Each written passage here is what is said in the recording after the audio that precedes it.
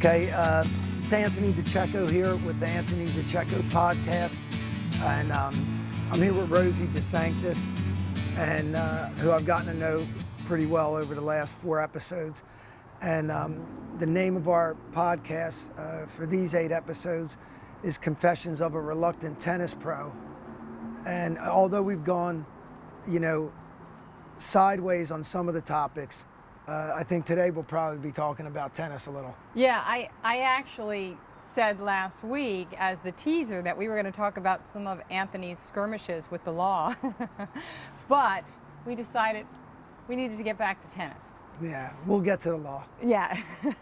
So on that note, Ant, obviously where we left off, you were in college, you were playing tennis, and then there was a major accident which, turned things upside down for a while. So how did you go from that to ending up making a living at tennis? What happened next? Yeah, that's a good question.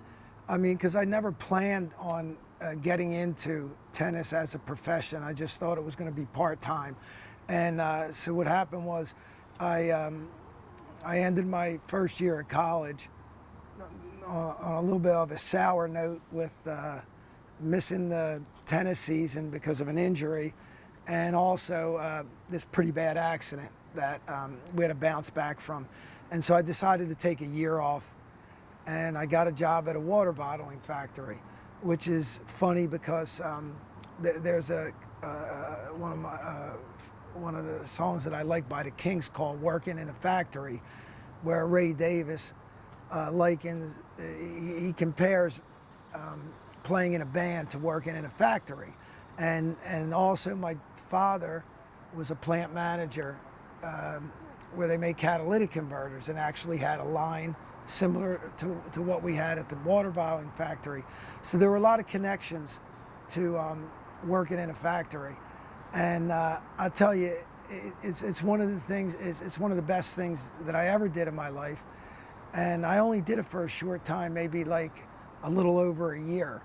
But so it's Why right. was it one of the best things that you ever did? Well, there's a lot of reasons. It's right here in Chester County, and almost all of the spring water that everybody gets at the supermarket comes from Wissahickon Creek. Okay. And people probably don't know that. And the only difference is the purification and maybe the number of labels on a bottle, Deer Park being one of the famous ones. And so there were so many things to learn, so many lessons to learn. And so I went to the factory, there's a foreman, and I quickly found out that, this wasn't gonna be like the most educated people working here. And the trick was to try to kill a 7-hour shift. And it was so against what I normally like to do, which is to, excel and do something. Well, not only that, I'm sorry to interrupt you, but Yeah. it seems to be against kind of the way you live your life, because you don't just get up with the intention of killing a day. Right. You want to be productive, you want to contribute, you want to create. So that had to be difficult, even if you didn't realize it right off the bat. What were the conditions like there? So when I went, there was no music, no radio, no anything. And in the summer, it was hot. In the winter, it was freezing cold. And what you would do is, if you had a bottle of water that didn't meet the specifications, somebody would throw it on the ground. And so you'd be, 2 inches deep in water at the end of the day, either freezing or just drenched. And then you had to take all the labels off and recycle the bottles. So that was a whole job in and of itself. At the end of the day, you had to use an X-Acto knife to cut things out. And there were just a lot of things that I thought common sense-wise we could change. So the first thing we did was bring in... Did you work there by yourself? Well, I actually got my brother a job there too. Okay. Which, was trouble, because now you had 2 guys that thought, we could make the place like a cool place. You upgraded. Yeah, we upgraded. And I had some pushback.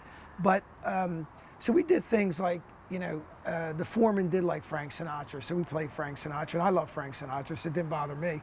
So we would play Frank Sinatra, and then we started to figure out there were 4 people on the line plus a foreman, and so what we would do is try to eliminate some of the jobs, which is another thing that's, counter to what they like to do. And so what we found out that we could do 2 jobs at once, and we could let people go sit out by the creek and, do whatever they do. If they wanted to smoke, have a smoke, or whatever they wanted to smoke. And then we instituted some wiffle ball games at lunchtime, so we got some activity, because I was always in the sports, so we did some of that. And one of the big things was we stopped throwing stuff on the ground and started keeping the place neat and clean. So at the end of the day, it was completely dry. There wasn't one drop of water. And there were little ways to,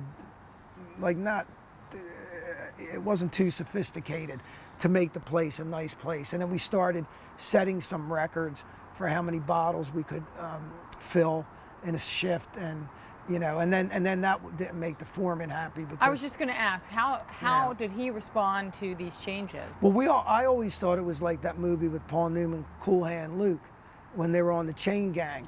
And what happened was, if they were able to get the job done faster, they could rest. So if it was, they were going to be out there for 6 hours, but if they got it done in 3, they had 3 hours rest. So they just went so fast. And that's what I thought we would do. And then we would rest. But that only lasted, the euphoria only lasted a couple of days. And then it got to, now we got to slow down again. I thought it was like, we're going to set some records. And there was a guy that looked like Thurston Howell III from Gilligan's Island that worked with Nestle Company, which did Deer Park. So he was the top he was the top of the food chain. And when he came out, he always asked for my brother and I to help him. So we did have like an oasis with him, because he would always, he would sort of encourage us and pick up on how quick and smart we were and how well we liked to do the job.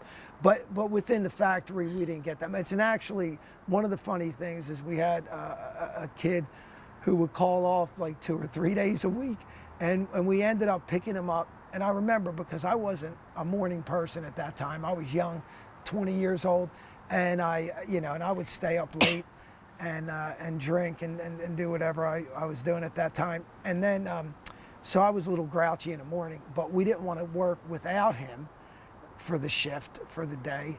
Then the foreman would have to work and he'd be cranky. So we would go into his house, and I remember his mother used to just hold the door open for me, and I would go straight from my car, straight back to his room, drag him out of bed, put him in the car, drive him to Wawa to get him breakfast, and then we got him. So we would do that kind of stuff. And that's pretty much what working in a factory was. And I quickly knew that I didn't want to stay. So the next thing, well, yeah. Were you proud? I mean, you had mentioned you were proud of. Yeah, it was still a success, and there were still so many things to learn from that, and so many stories I could share with my dad, who worked in the factory. And so it was definitely a positive experience. I mean, I do have a way of sort of rearranging the past, where I don't seem to remember the negative stuff, and I do remember a lot of the positive stuff. Now, I know there were some, altercations and fights, and, I mean, it wasn't like, a job that people love to go to. Right. So there was some tension, and but I remember it as learning a lot. And yeah, I was going to say, what was the takeaway from the that? biggest takeaway was, I didn't want to work in a factory for the rest of my life. Okay. So it was time to move on at some point. And that's when I decided maybe I'll go back to school. I mean, they were, calling us college kids anyway. We just happened to be off. Were you playing tennis, continuing to play tennis during this time? Yeah, I did play tennis all during this time. And Bill Renfrew, who was a teacher, and he also played tennis. And he, there's a lot of people that claim that they got me started in tennis. And he's one of them. And he actually did help me a lot. And a funny story about him is, like, as much trouble as I got into on a tennis court, and as badly behaved as I was. I remember playing doubles with him one time, and during the warm-up, the guy wouldn't hit the ball to him. And he was like, listen, you know, you better start hitting the ball to me. He says, or he said something threatening to him. And the guy said, yeah, well, you know, I'll get a lawyer. And he goes, yeah, well, I'm going to send you to the hospital, and then you can talk to your lawyer. So I had to calm Bill Renfrew down.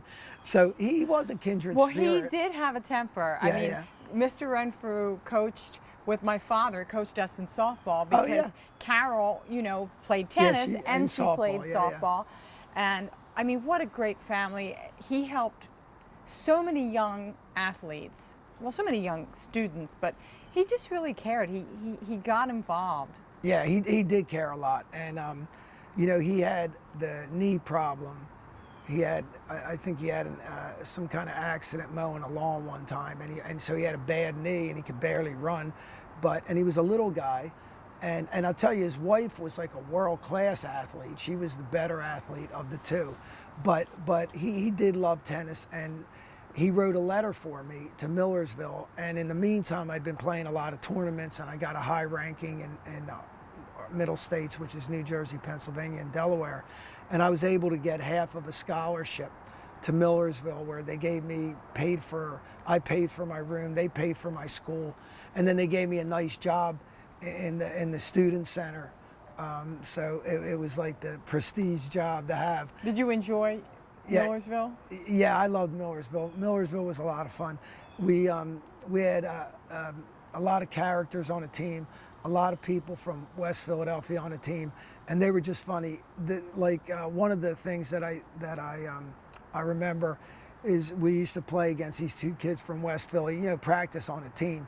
And I think the one kid's name was John. And every time like his partner hit a ball that was just a little bit out, he'd start high-fiving the guy like it was in. And that one I always kept with me.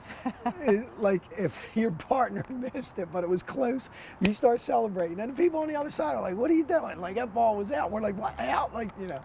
So he was funny that way. And we had actually this Miles Gray, brilliant tennis player. And he had an accident too, a car accident. He had one leg. He walked on at Pepperdine from West Philly, walked on at Pepperdine in California, and made the team Wow. without being recruited. And he was just one of the most beautiful tennis players I've ever seen, even with only one leg. I mean, he did have the other leg, but he was dragging it around. But he had the most beautiful form. And him and I got to be friendly. And then later on, actually at that Dr. J tournament that we'll get into, I remember him getting defaulted from a match, and at that point, he had gotten into substance abuse, and then a few years later, I found out that he died, Oh. and they did put a plaque at a park in West Philadelphia for him, but there were a lot of characters at Millersville, and we actually won a state championship, so in Division II. Wait, So- did you actually got to play in a state championship? Well, that was the thing. So I played on the team the whole year. Yeah, it wasn't exactly like I was the star of the team, but, No, but- I was more on the bottom. But I was part of the team, yeah, and I played matches, and we won, and we did win the state championship. Now they don't actually have a tournament; it's more like who comes in first, based on your record and everything. But we were the state champion in Division II, and then some of our players went on to play in national championships at like a doubles or a singles level. So we had a really good team. We had 8 players that were ranked in the top 50 in middle states. So everybody was good. And actually, one of my close friends who I'm friends with till this day, Bill Mitchell, played on the team. And he was a brilliant talent too. And I roomed with him actually at this point I lived off campus, and because I was a sophomore in college, but I was a little older because I took that like year and a half off. But yeah, Millersville was a positive experience, and I still go back. Well, first of all, I'm glad you finally got to see it through, where you were able to celebrate the state championship win, you Yeah. know, and you were there. A little bit of success being part of the Yeah. team, right? What did you do? Did you get a scholarship each year, or did you have to work in the summer? Well, then, so the next thing was, and I didn't know, I came home after the school year, and I started working at Pennypacker Country Club. And that was my first real job. I needed to work somewhere in the summer. You know, I didn't want to go back to a factory. And I had been teaching some tennis, and people seemed to like me. And there was an opening at Pennypacker Country Club, which wasn't a very high level. But the thing that was nice about it is it was my first job as a tennis pro, which you're always going to remember. And my wife today, Betsy, was a lifeguard there. So, you know, it's probably when I first met her. And Did you think her she was parents. cute back then, or was there like an age difference, or? Yeah, there was a pretty big age difference, which, I mean, it doesn't seem that big. It's like 5.5 years. And now. But back then, But yeah, back that's then, a lot. yeah, she was still much more mature than me, but I was 5.5 years older, and so I never really thought of her in a romantic way, and she'll tell it that she had no interest in me at all. So it was kind of, but we became friends, and we stayed friends, and she went away to college, and I stayed in touch, and I remember sending her cards with fake money in it, like, and so I did stay in touch with her, and I stayed friendly with her. And it's weird because, you know, there's a lot of people that say you can't be friends with somebody of the opposite sex. Like, you know, you just really can't be friends. But we were friends for a long time. And I think, I know it has a lot to do with our success in marriage, because we confided in each other so much that we really knew each other. It wasn't like, you know, I put this fake person forward, or she did either. And we knew each other so well, and we went through thick and thin. And but that was fun. Pennypacker was a good job. You know, I had success there. And then it came time in the winter, and I had to get a job in the winter, and I didn't want to go back to Millersville. And Why not? I don't know. I think, like, you know, I was getting to the point where, like, college life wasn't what it was about. Like, I still wanted to go to school, and, you know, I love Villanova. Always followed Villanova. In fact, the year I was at Millersville, Villanova finally won the national championship with Raleigh, Massamino. Right, That was 1980. when they beat Georgetown. Yeah, they beat Georgetown. And so for somebody that had watched every game since they were like 8 years old, who'd been to the Palestra numerous times with my grandfather and my brothers, and I just, like, I mean, it was emotional for me when they won. And because when you're a fan and you follow, like, religiously these teams, when they finally win, it's just so huge for you. And they won while I was at Millersville. And so when I came home, I was like, you know, I always wanted to go to Villanova. So, and at this point, you know, not unlike Westchester, where I didn't do that well in school, I did well. I mean, my problem was never the intelligence end of it. And in fact, at Millersville, I changed a lot between Westchester and Millersville. I got good grades. I lived in an apartment off campus that was really nice. We entertained a lot, had a lot of parties that were, like, more upscale, not like your college party where the place is trashed. And also, I tutored a lot of kids. I helped a lot of kids. Anthony, do you think, excuse me Yeah. for interrupting, do you think that on some level that accident kind of gave you a different perspective? Well, I don't know. I mean, I'd like to say that, but you know, it didn't change me as much as it changed a lot of other people that were in the accident. So it may have changed me a little bit.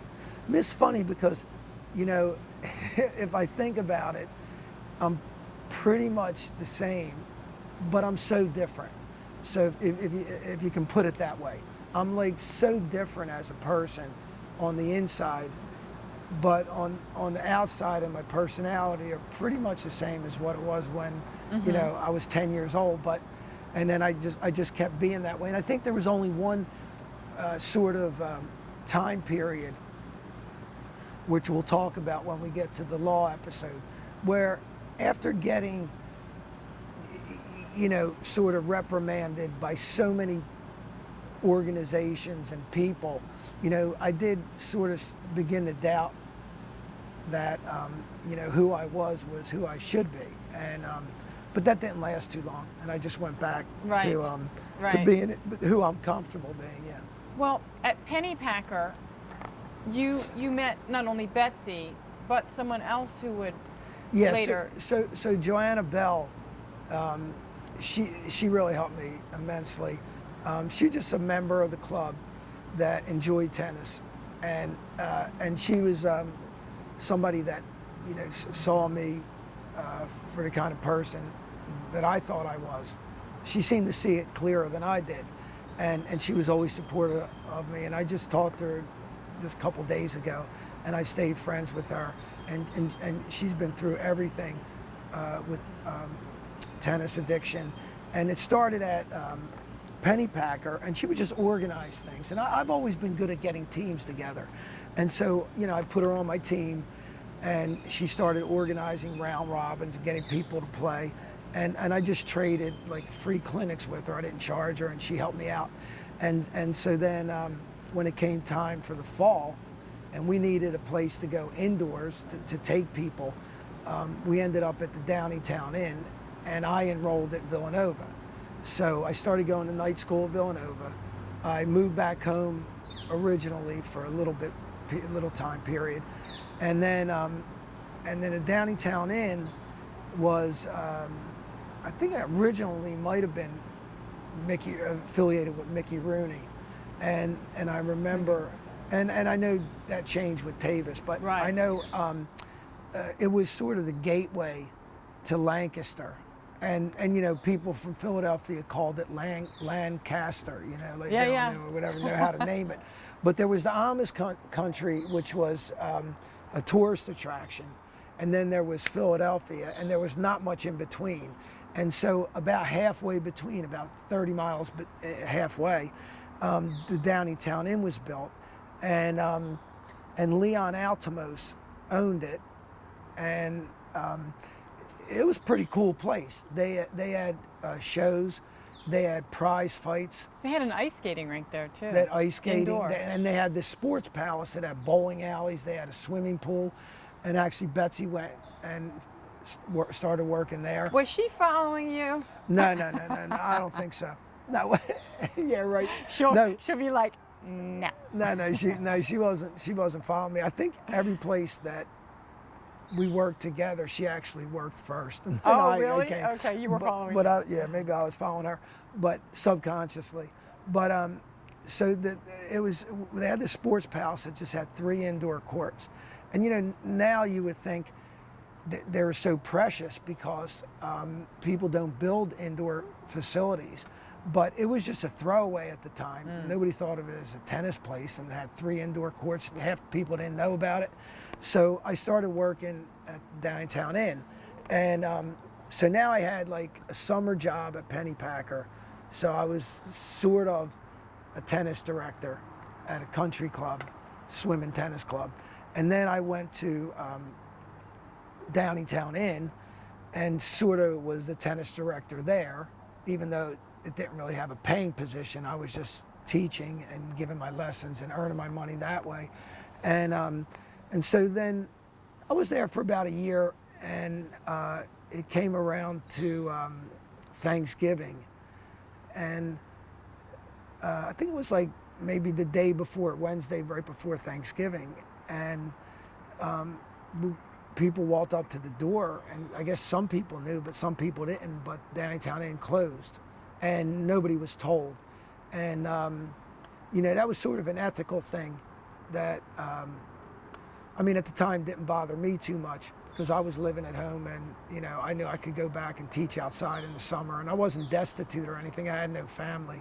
But at the holidays, for people who did have families, Well, that's the really newspaper terrible. showed up and just happened to interview me and put on the front of the Daily Local, how bad my holiday was going to be. So I had people that were really sympathetic, and it didn't seem to bother me too much, but they made a big deal out of it in the newspaper, so it was kind of funny. And then so I was in a position where I didn't have a job. And, the 2 jobs I had were not what you call a stronghold in the tennis industry, but I still had 2 jobs, and one in the summer and one in the winter, and I didn't have a job. And so the only tennis club in the area was the Pickering Creek Racquet Club, which was now owned by George Cercio, which was now called Lineville Nautilus and Tennis, would become Lineville Sports Club, and eventually become Tennis Addiction. But at the time, if I back up, when I was younger, I was the club champion at Pickering, and I played tournaments there, and I was in one tournament, mixed doubles, and I was playing with a student of mine, and the guy on the other side of the net, a hothead, he passed away now too, Darryl Douglas. We used to get into a lot of fights. He was a arrogant kind of guy on the tennis court. And of course I was ready to like drop the gloves, you know, for anything. so it was the perfect match, you know. Like anytime we get on the court, it'd be like, how much time before we're going to start fighting? And he, in a warm up, he hit my girl in the chest with a shot for no reason. And I was like, so it was bad all the way through. She was, you know, shattered. She couldn't play the match, and we lost. So afterwards, you know, my dad was there. I was talking, you know, like egging him on about like hitting her and like, you know. What did your dad say? Well, my dad usually didn't say too much until it was time to say something. So he was just standing by. He didn't tell me not to talk or to talk more or anything like that. But I guess this guy got tired of it and decided we were going to get into a real fight. And then, and you know, he was a pretty big guy. And I'm not really a fighter. I'm more a fighter in spirit than I am like a professional fighter.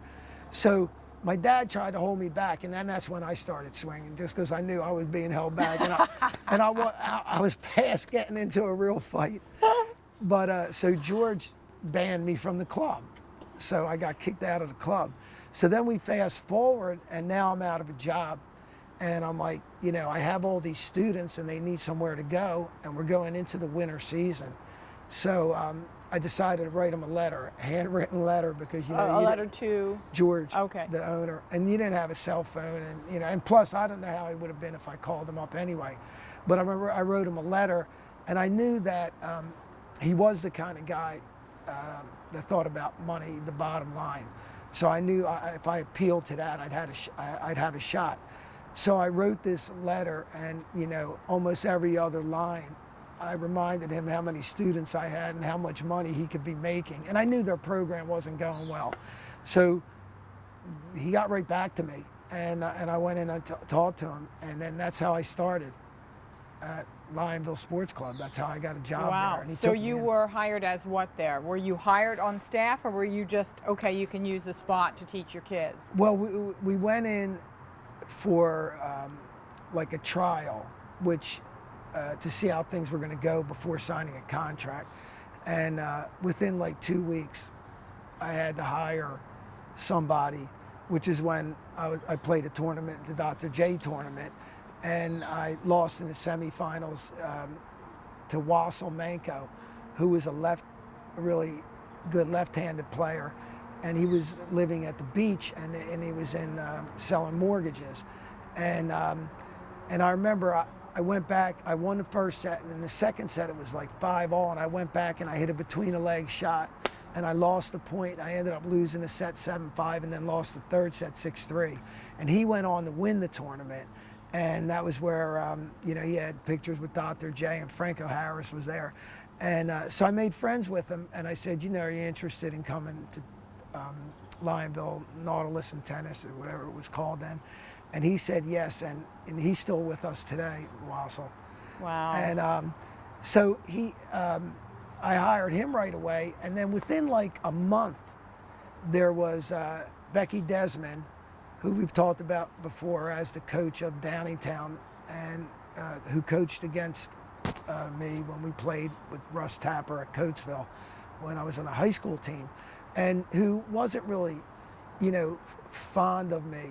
I mean, it's interesting because years later I gave a speech at a tennis conference, and I remember she came up to me afterwards and she said, I had no idea you were like this. And I thought that it was funny because most everybody within 10 minutes of meeting me kind of gets who I am. And not like, you know, I'm that mysterious. But but wear everything on my sleeve. But it took her a good like 25 years or so to figure out who I was. So at this time, she didn't like me that much, and she didn't mind telling everybody that I was like the party and I like girl. I mean, I don't know what's wrong with that. Nowadays it's like people are proud. They're Right, like, hey, right. let's get a drink. Yeah, whatever. So at that time, she was the tennis director, and she had one of her students that played tennis for her that was about my age as the tennis pro. And so there was a little bit of touch and go at the beginning. And so what they tried to do was make me the tennis director, and she would work for me. And in turn, that guy would work for me. And I also had Wassel. And that lasted all of like 3 days, and they quit and they left because I don't think she was going to be able to work for me.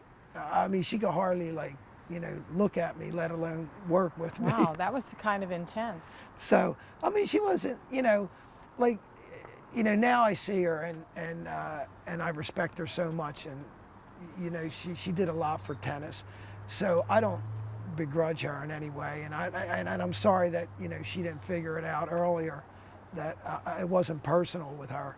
She just happened to be in a position and gotten in the crosshairs, and I was like, well, this is the way I am. So, but anyway, so I went on with Lionville Sports Club, and so now I had a real job.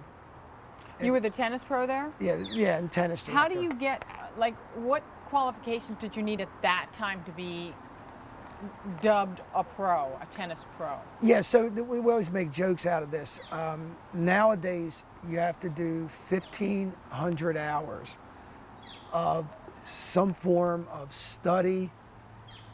You have to be mentored. You have to actually work for a number of hours on the court to be able to become certified, okay, just to be certified. At that time, half the pros weren't even certified, and I wasn't certified because I thought like I was just, people liked me and I was successful, and I'm like, why would I get a certification, right? Normal arrogance of a young person. And now I have every certification you can possibly have, but I'm glad I got it, and I encourage all the young people to get the certifications, and it legitimizes them. But at the time, if somebody paid you money, you're a tennis pro. Okay. And it wasn't much more than that. And I signed an agreement, sort of a percentage agreement with the club to become the tennis director. And today, what they would do is, when I get a job, is they use Tennis Addiction and Anthony's name to put up as to show everybody that they have somebody good, trusted in the community with a reputation running their program. But at the time, again, I was just like some goofball kid, so I didn't have that going for me. So I had to produce. So what I did was I started the program at Lionville Nautilus and Tennis, and I ran it for 10 years, and it went really well. And then George, he opened another club at the old Marchwood Tavern, or not Marchwood Tavern, at the Marchwood Shopping Center. Right. It was the movie theater there. Mm-hmm. Actually, it was XXX movie theater at one time.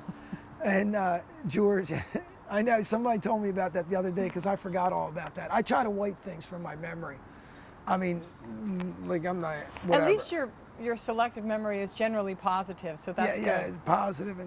But so he opened another place, and then and at this point, I'd gotten married to Betsy.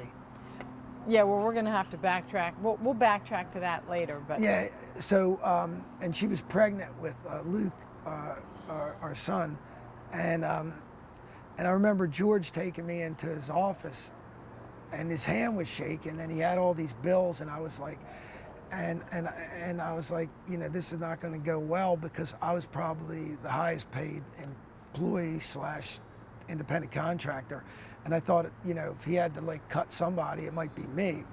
But instead he asked me if I would buy the club. Now, he didn't own it, he only owned the business.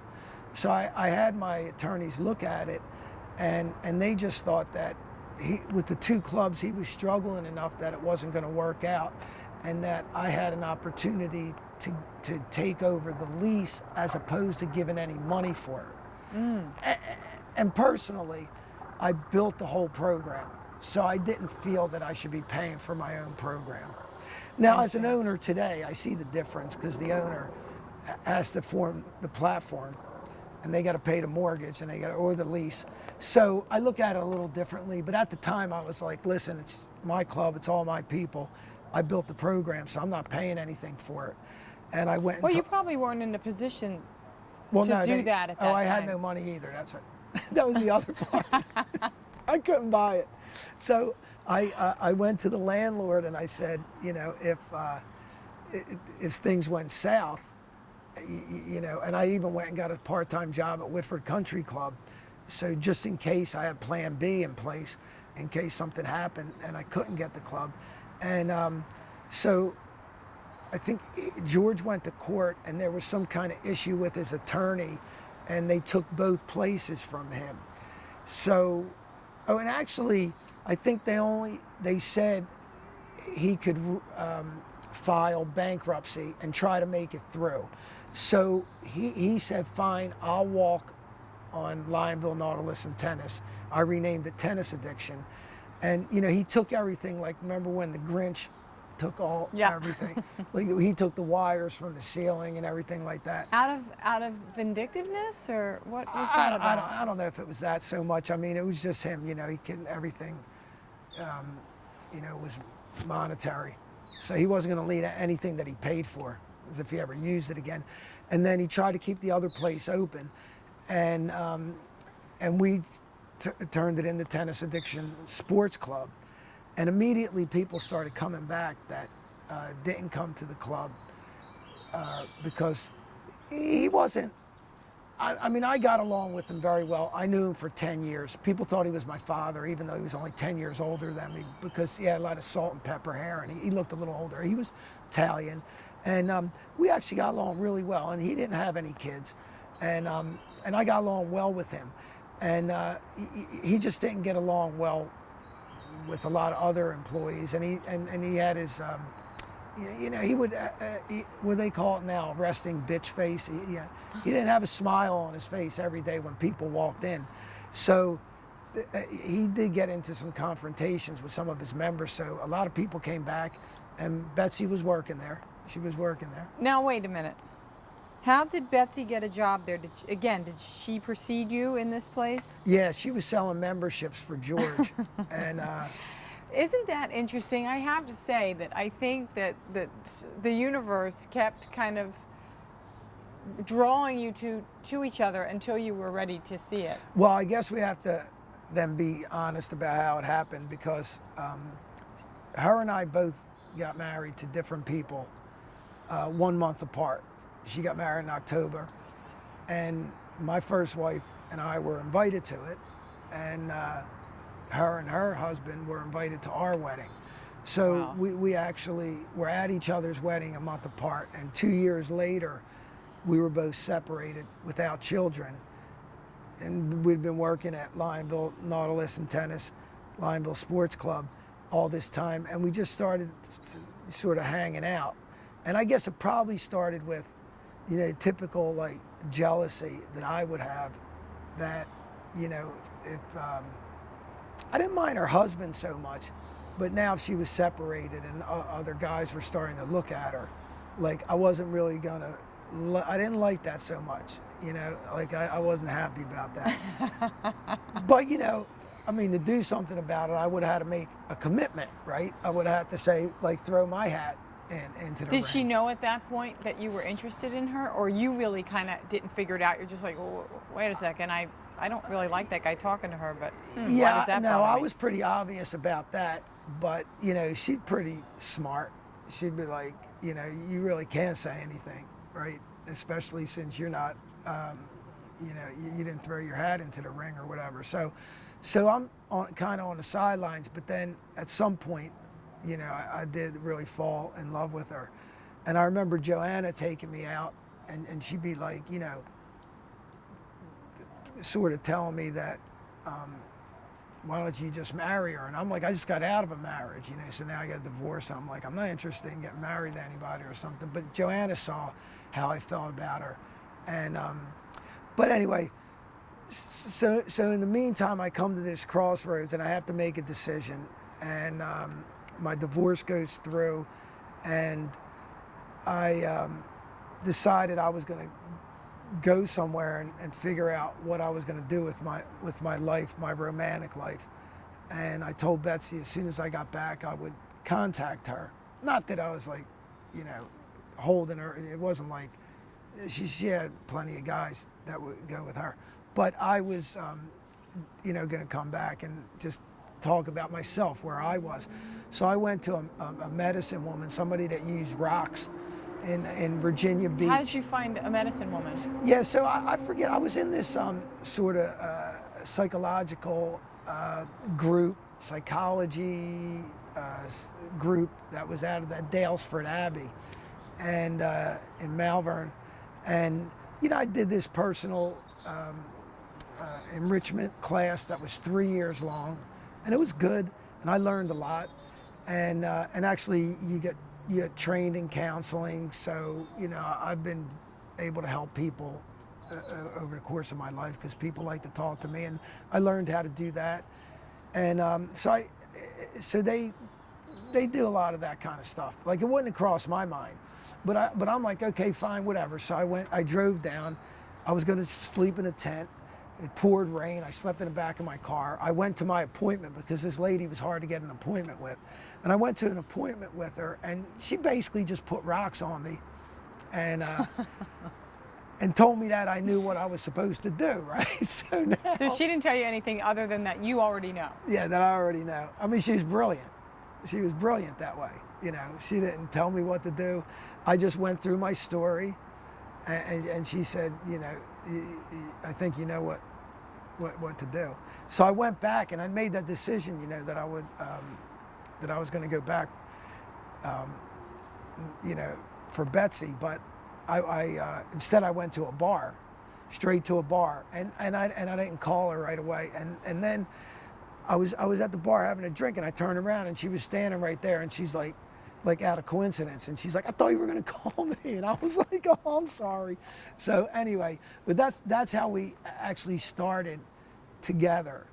Is you know, we had that whole long past, and at some point it just tipped into a romantic relationship, and I can't really say that, like, I didn't understand what a relationship would be like with somebody that was so easy to work with. And I always say the same thing, like, you know, being in other relationships, you know, I was in maybe one for like, you know, 2 years felt like 20 years.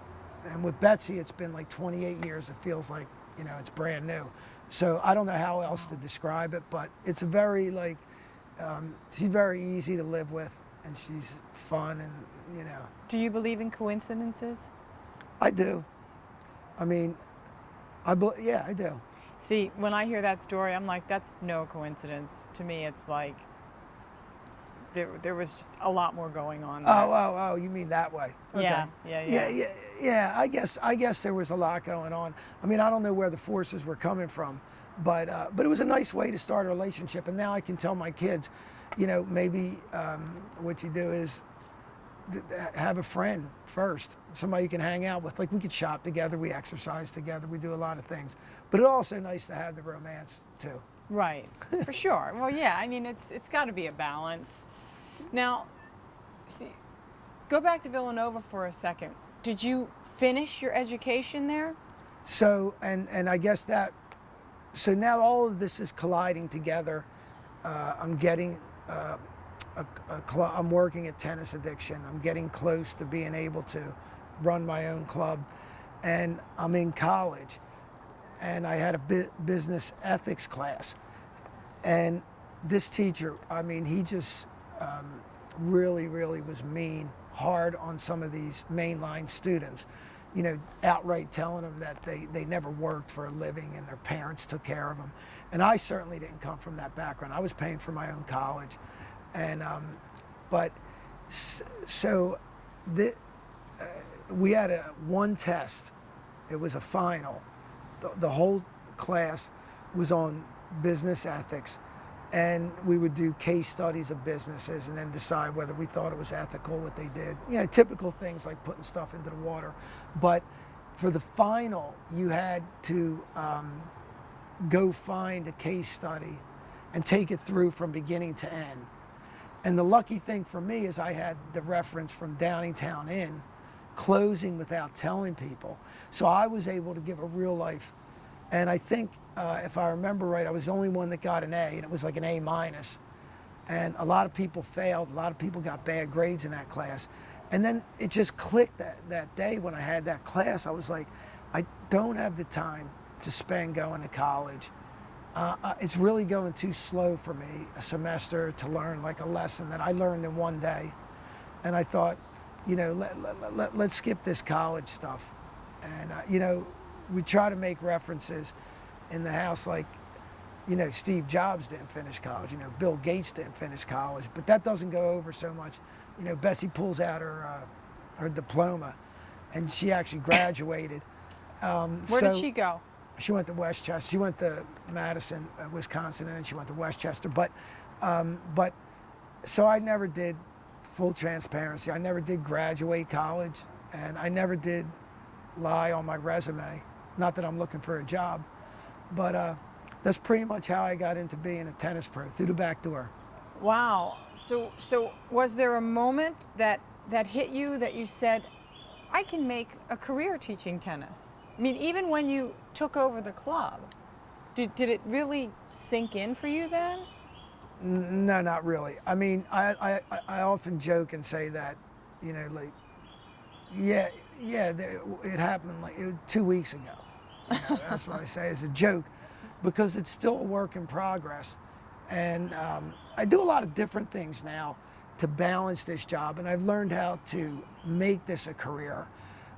But at the beginning, I don't know if it was because what I saw the tennis pros did, how they were not authentic, how they dressed a certain way.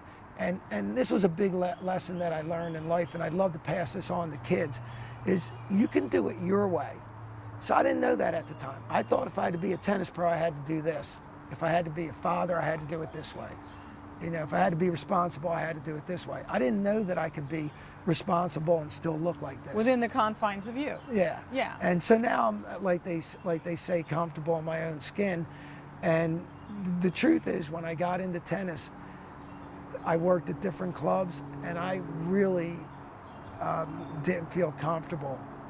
So I built my own community. And so to answer your question, the more I've built my own community, and the more I've fleshed it out, and the more layers I've added to working with the charities, being in the community, doing entrepreneurial classes, speaking to kids, writing books, doing a podcast, all these things that I've done, then yeah, I am comfortable now that I'm making a career out of it. And woe to those doubters who in Starbucks who say, are you still doing that tennis thing? Well, that's always funny because, I stick out like a sore thumb. I'm driving around in my convertible and like jumping into the Starbucks. And I run into people that haven't seen me in a few years, and they're like, still doing that tennis? And I'm like, I think I'm going to stick with it at this point. Wow. Well, the last question, Anthony, and you've probably already answered it, but how does the outlier theme apply to this situation, or to Villanova, or to your, this journey with tennis? Well, I mean, I'm reminded of it like with every story, because when I went to Villanova, I certainly didn't feel like the normal student there. I wasn't from the main line. My parents weren't paying my way. And I'm sure there are a bunch of people that pay their way through night school and stuff like that. But I was in class with a lot of kids that were like, 2-3 years younger than me, because I'd taken some time off. And I was already working, making a living. So I didn't feel like I fit in there. I felt like I was like this person and just like came and visited the campus. And even though I was a student, like what was that one where Eddie Murphy, when he in Trading Places, where they gave him the, you know, he became the millionaire, Right. and he was stealing stuff, and they were like, no, it's yours. I was like that. I would be walking around the campus of Villanova, never feeling like it was my school, my campus. You know, I felt I was a visitor. And then in the tennis community, I always felt like a visitor. When I started going to tennis conferences and doing this kind of stuff, I always felt like, you know, I was visiting. I wasn't like the tennis. The tennis pro got up in the morning. They went for the 7-mile run. You know, they wore the baseball cap facing forward. You know, buttoned up to the top. Yeah, and then they were always like squeaky clean. You know, these tennis pros. You know, they were like all like, you know, and so I never felt comfortable that way. Now that I've built my own world, it's kind of come full circle, and people have a certain amount of respect for me. And I was talking to my brother about this. Like, I don't know how it happens, but my dad's a scientist, and something with the electrons, that if there's a jump, the quantum theory, if there's a jump, instantaneous things change. So you can change the makeup of a molecule, right, in a split second. And somehow that happened to me. Even though I did this for this so long, it seemed like overnight. And I think that's the way it is with a lot of overnight success, right? It's not overnight. Oh, it's definitely not. Yeah. Definitely not. But I'm glad that you you stuck to your guns about being who you are, and that you feel, you know, that you belong now in you. To a certain extent. To a certain extent. Well, But always being an outsider does help. You get to look at it from the outside too. well, that's true. So it's a That's little true. technique that I use. That's good. Well, we really will next week talk about the law. Yeah. Talk about what being outside, being an outsider is about. Yeah, that will definitely, we'll get into some of that. And thank you for sharing all that, because it's quite remarkable. Because how old were you technically when you took over and named it Tennis Addiction? 37, yeah. I know it seems like yesterday, but if I look at that, that's 23 years ago. Wow. So, yeah, I know, I was 37, and I felt so young at the time. Well, you were. I mean, you know, I think, anyway. I know I was old for having you know, for having my first child. I had Luke when I was 38, so I was Hey, a lot of people now, men especially, are having kids at 50, so. Oh yeah, and then we have Mick Jagger and Rod Stewart. Right, so there you go. You're kind of in the middle of the rock star and social norms. So, well, thank you so much, Anthony, for telling all those stories. Thank you too, Rosie. We'll see you next time. Peace.